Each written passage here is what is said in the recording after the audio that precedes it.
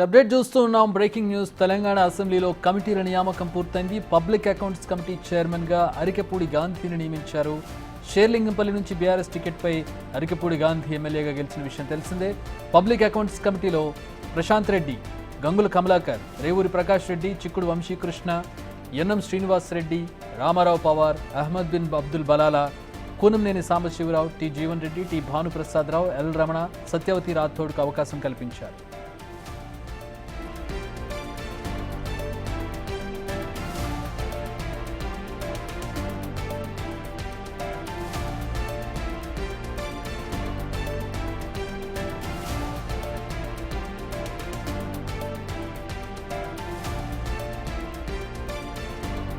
విజయరమణారావు, కోరం కనకయ్య, రామ్దాస్, యశస్విని రెడ్డి, రాకేష్ రెడ్డి, ఎమ్మెల్సీలు ప్రభాకర్ రావు, శంకర్ రాజు, టి రవీందర్ రావు, యాదవ్ రెడ్డికి ఎస్టిమేట్స్ కమిటీలో ఛాన్స్ లభించింది. దానికి సంబంధించిన అప్డేట్ చూస్తున్నాం. కమిటీల నియామకం పూర్తయింది. Estimations committee, public accounts committee నియామకాలు పూర్తయ్యాయి. దానికి సంబంధించిన బ్రేకింగ్ న్యూస్ చూస్తున్నాం. అందులో కమిటీ చైర్మన్లు, కమిటీ సభ్యుల వివరాలను మనం చూస్తున్నాం ప్రస్తుతం బ్రేకింగ్ న్యూస్లో. తెలంగాణ అసెంబ్లీలో కమిటీల నియామకానికి సంబంధించిన breaking news. Public accounts committee చైర్మన్గా అరికెపూడి గాంధీని నియమించారు. ప్రస్తుతం కమిటీలో ప్రశాంత్ రెడ్డి, గంగుల కమలాకర్, రేవూరి ప్రకాష్ రెడ్డి, చిక్కుడు వంశీకృష్ణ, ఎన్ఎం శ్రీనివాస్ రెడ్డి, రామారావు పవర్, అహ్మద్ బిన్ అబ్దుల్ బలాలా, కూనంనేని సాంబశివరావు, జీవన్ రెడ్డి, భానుప్రసాదరావు, ఎల్ రమణ, సత్యవతి రాథోడ్కు అవకాశం కల్పించారు. ఇక ఎస్టిమేట్ కమిటీ చైర్పర్సన్గా N Padmavathi Reddy, estimate committee సభ్యులుగా ఎమ్మెల్యేలు సునీత లక్ష్మారెడ్డి, సుధీర్ రెడ్డి, మాగంటి గోపీనాథ్, సిహెచ్ విజయరమణారావు, కోరం కనకయ్య, రామ్దాస్ మాలోత్, యశస్విని రెడ్డి, రాకేష్ రెడ్డి, ఎమ్మెల్సీలు ప్రభాకర్ రావు, శంకర్ రాజు, టి రవీందర్ రావు, యాదవ్ రెడ్డికి కమిటీలో ఛాన్స్ లభించింది. ఎస్టిమేట్స్ కమిటీ అలాగే పబ్లిక్ అకౌంట్స్ కమిటీ, ఈ రెండు కమిటీలకు సంబంధించిన చైర్మన్లు అలాగే కమిటీ మెంబర్స్కి సంబంధించిన వివరాలను మనం చూస్తూ ఉన్నాం స్క్రీన్ మీద.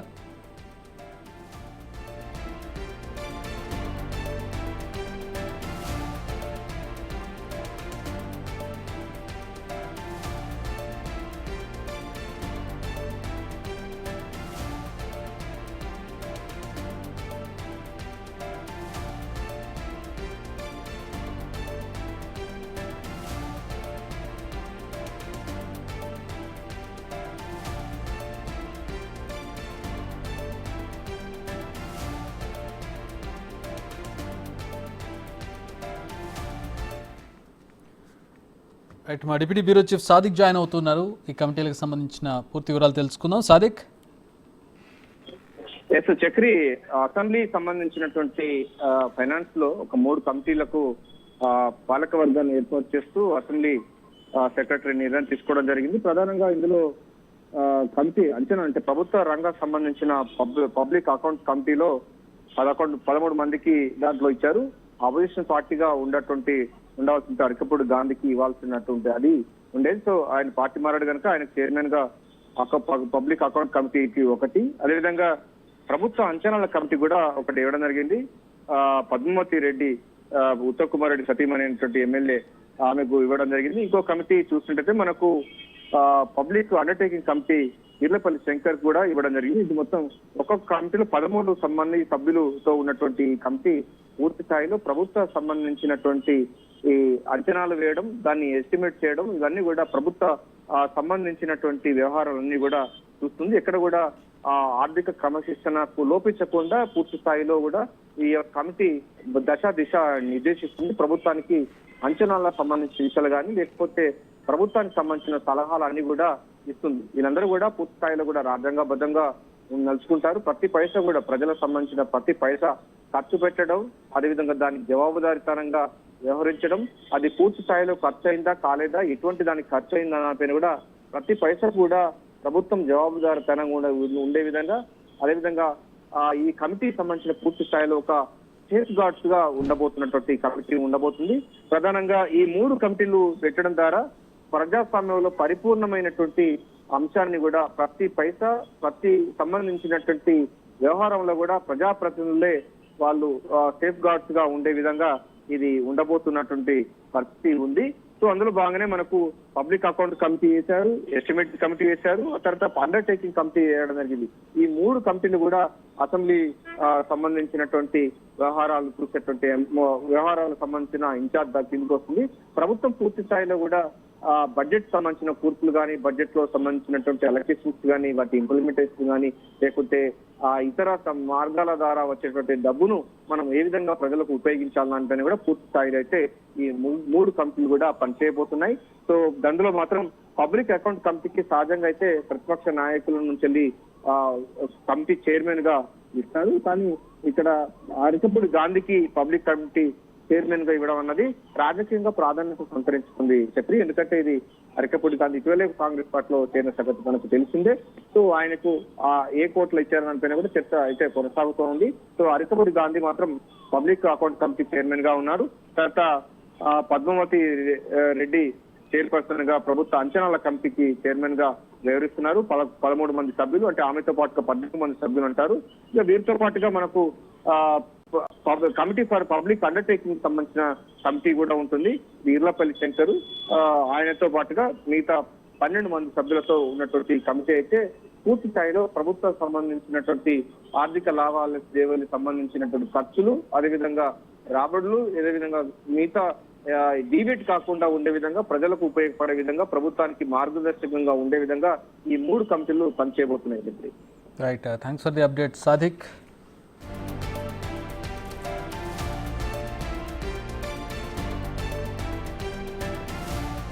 మొత్తం 3 కమిటీల నియామకానికి సంబంధించిన అప్డేట్ చూస్తూ ఉన్నాం.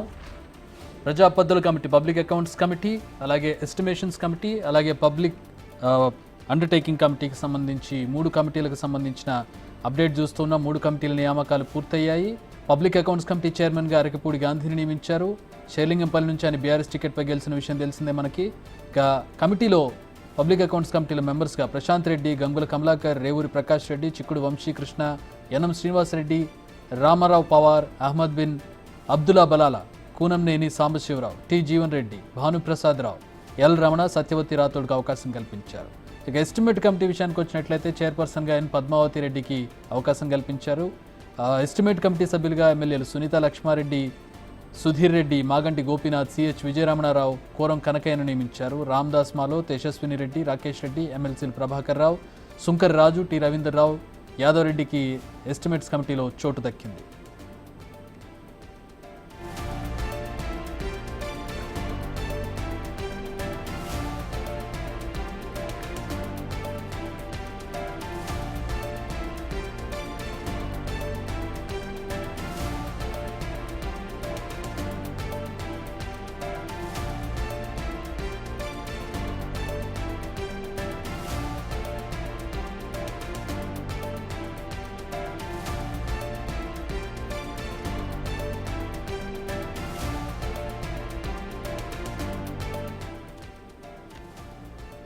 కమిటీల నియామకానికి సంబంధించిన అప్డేట్స్ చూస్తూ ఉన్నాం. మనకి 3వ కమిటీ పబ్లిక్ అండర్టేకింగ్స్ కమిటీకి సంబంధించిన నియామకాలను కూడా మనం స్క్రీన్ మీద ఉన్నటువంటి ప్రింట్ కాపీల్లో చూడొచ్చు. మొత్తం 3 కమిటీల నియామకం పూర్తయింది.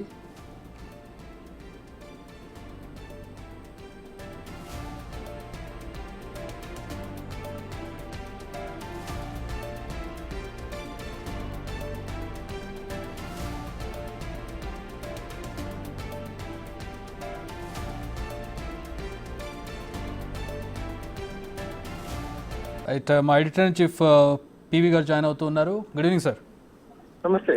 రైట్, మొత్తం 3 కమిటీల నియామకం పూర్తయింది. సమీకరణలు ఎట్లా చూడొచ్చు, ప్రధానంగా నియామకాలను ఎట్లా చూడాలి? ప్రధానంగా అసెంబ్లీలో public accounts committee chairman post అనేటువంటిది అపోజిషన్ పార్టీకి సంబంధించినటువంటి శాసనసభ్యులకు ఇచ్చేది, దానికి సంబంధించినటువంటి పోస్ట్ ఇది. కాకపోతే గాంధీ కూడా బీఆర్ఎస్ పార్టీ నుంచి గెలిచినటువంటి వ్యక్తే. శ్రీలింగంపల్లి శాసనసభ్యుడు గాంధీ కూడా బీఆర్ఎస్ పార్టీ శాసనసభ్యుడిగానే ఉన్నాడు. కాకపోతే ఆయన కాంగ్రెస్ సన్నిహితంగా ఉన్నాడని చెప్తాను. అంటే లీగల్ గా చూసినప్పుడు, అధికారికంగా చూసినప్పుడు ఆయన బీఆర్ఎస్ పార్టీ శాసనసభ్యుడు, సీనియర్ శాసనసభ్యుడుగా ఉండటం అనేటువంటిది ఇక్కడ ప్రధానంగా క్రైటీరియాగా తీసుకున్నట్టుగా కనపడుతుంది. అంటే దీనికి జనరల్ గా హరీష్ రావు పేరు కూడా వినపడ్డా కానీ అది దాంట్లో స్పీకరు డెసిషన్ మీద ఆధారపడి ఉంటుంది, స్పీకర్ యొక్క డిస్క్రిమిషన్ పవర్ మీద ఆధారపడి ఉంటుంది. కాబట్టి speaker assembly accounts committee chairman అనేటువంటిది ఏదైతే ఉందో అది కాగు నివేదికల్ని పరిశీలించి కాగు నివేదికల్ని దాని మీద అధ్యయనం చేసేటువంటి కమిటీగా ఉన్నటువంటిది కొద్దిగా కీలకమైనటువంటి పదవి. దానికి సంబంధించినటువంటిది బీఆర్ఎస్ పార్టీ సంబంధించిన ప్రధాన ప్రతిపక్ష పార్టీ శాసనసభ్యుడిగా ఉన్న గాంధీకి ఇవ్వటం అనేటువంటిది కొంత దాంట్లో లీగల్ గా చూసినప్పుడు రైట్ గా ఉన్న కొంత వ్యూహాత్మకంగానే ప్రభుత్వం అడుగులేసింది అని అనిపిస్తుంది. టెక్నికల్ గా ఇవ్వాల్సిన వాళ్ళకే ఇచ్చారు అని అన్న రాజకీయంగా చూసినప్పుడు ఒక ఎత్తుగడలో వ్యూహంలో భాగంగా గాంధీకి ఇవ్వటంగా కనపడుతుంది. ఇది మొత్తానికి అటు బీఆర్ఎస్ కి ఒక రకంగా షాక్ తగిలే అంశంగానే ఉంది. ఇక్కడ అటు కర్ర విరగకుండా పాము చావకుండా ఒక రకమైనటువంటి వ్యూహాత్మక డెసిషన్ ఇది. షూర్, ఎందుకంటే జనరల్ గా అది కొంత కేబినెట్ హోదా ఉండే ఇదిగా ఉన్నటువంటి పోస్ట్, అది పబ్లిక్ అకౌంట్ కీలకమైన బాధ్యతలు, కీలకమైనటువంటి అంశంతో కూడినటువంటి post chairman, public account committee chairman అనేటువంటి అటువంటి పోస్టు అనేటువంటిది మరి హరీష్ రావు ఆ పార్టీ నుంచి నెంబర్ 2గా ఉన్న ఇక్కడ కేటీఆర్ వర్కింగ్ ప్రెసిడెంట్ గా ఉన్నాడు, శాసనసభ పక్ష నేతగా కేసీఆర్ ఉన్నాడు. కాబట్టి ఈ కాంటెస్ట్ లో పార్టీ వర్కింగ్ ప్రెసిడెంట్ గా కేటీఆర్, అదేవిధంగా శాసనసభ పక్ష నేతగా పార్టీ అధ్యక్షుడిగా కేసీఆర్ ఉన్నాడు. కాబట్టి ఇక మిగిలింది ఎవరంటే హరీష్ రావుకి పోస్ట్ ఇవ్వడం ద్వారా ముగ్గురు కూడా అకామిడేట్ అవుతారు అనేటువంటిది కూడా పార్టీలో ముగ్గురికి 3 పదవులుగా ఉంటాయి అనేటువంటిది కూడా ఎక్స్పెక్ట్ చేశారు. అమెరికా హరీష్ రావు దాని గురించి 1-2 సార్లు స్పీకర్ ని కలవటం జరిగింది. స్పీకర్ ని కలిసి అట్లాగే తనకు పబ్లిక్ అకౌంట్ చైర్మన్ ఇవ్వాలి, అది అపోజిషన్ ఇచ్చేది కదా అని అన్నారు. ఖచ్చితంగా అది అపోజిషన్ పార్టీకి కేటాయిస్తాం, దాంట్లో ఎటువంటి అనుమానం అవసరం లేదు అని చెప్పినప్పటికీ కూడా దాన్ని సడన్ గా గాంధీకి ఇవ్వటం మీద కొంత షాక్ గురయ్యారు అనేటువంటిది ఏమనలేరు కదా ఇప్పుడు అనడానికి కూడా 100%. అంటే ఏమైందంటే గాంధీ సీనియరు, ఇక వాళ్ళ పార్టీ కాబట్టి మరి కాంగ్రెస్ సన్నిహితంగా ఉన్నాడా ఇంకోటి ఉన్నాడా అనేది పక్కన పెడితే, బట్ ఆయన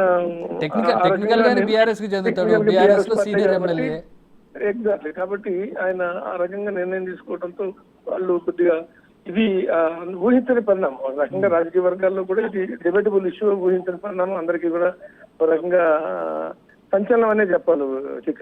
right thanks for the analysis sir. So మొత్తంగా ఒక వ్యూహాత్మక నిర్ణయం తీసుకుంది చెప్పుకోవచ్చు.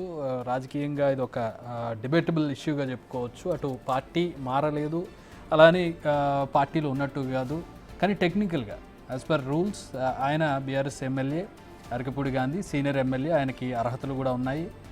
సో ఆయనకి పబ్లిక్ అకౌంట్స్ కమిటీ చైర్మన్గా ఆయనకు పదవి ఇవ్వడం ప్రస్తుతం అటు బీఆర్ఎస్ పార్టీకి రాజకీయంగా ఒక రకంగా షాక్ అని చెప్పొచ్చు. కక్కలేక మింగలేక చెప్పేటటువంటి పరిస్థితి లేక ప్రస్తుతం బీఆర్ఎస్ పార్టీ ఇరుకును పడిందని చెప్పుకోవచ్చు. తమ పార్టీ వాళ్ళకి ఇచ్చారా లేదంటే కాంగ్రెస్కి అనుకూలంగా ఉన్న వ్యక్తికి ఇచ్చారా అని ఒక కామెంట్ చేయలేరు, అలా అని తమ పార్టీలో మరో వ్యక్తికి ఇవ్వమని అడగలేరు.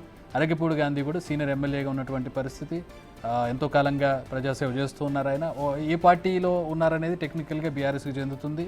ఇక ఆఫ్ ది రికార్డ్స్ ఆయన ఎటు ఇంక్లైన్ అయి ఉన్నారు, ఎటు చేరబోతూ ఉన్నారు అనేది ఆఫ్ ది రికార్డ్స్, కానీ ఆన్ పేపర్ ఏముంది, టెక్నికల్గా ఏముంది అనే దాన్ని బట్టే మాట్లాడాల్సి ఉంటుంది. కాబట్టి ప్రస్తుతం ఆయనకి ఇవ్వడం ప్రస్తుతం ఒక రకంగా రాజకీయ వ్యూహాత్మక నిర్ణయంగా చూడొచ్చు.